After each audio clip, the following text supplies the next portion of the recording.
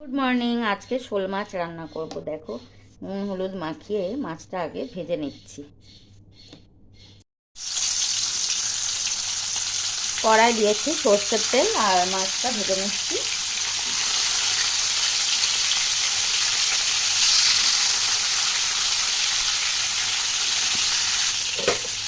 মাছটা ভাজা হয়ে গেছে, তুলে নেব।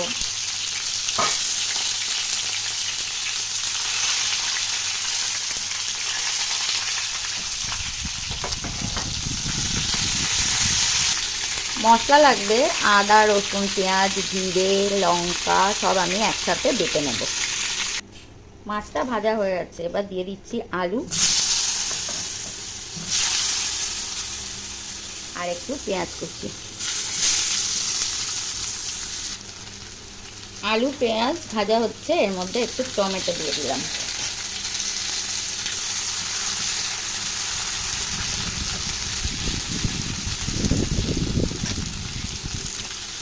এবার দিয়ে দিচ্ছি মশলা।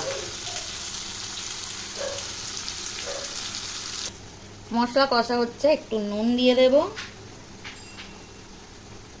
বর্ষাকালে নুনটা একদম জল জল হয়ে যায়। আর দিয়ে দেব হলুদ,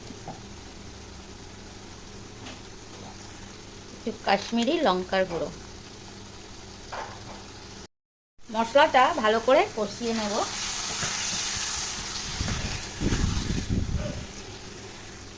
মশলা কষা হয়ে গেছে, দিয়ে দিচ্ছি জল।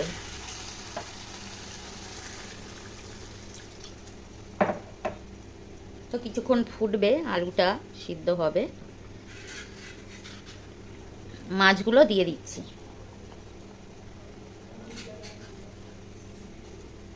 যেহেতু এটা শোল মাছ তাই আলুর সাথেই আমি দিয়ে দিলাম। এটা ভালো করে সিদ্ধ হবে, ঝোলে ফুটবে।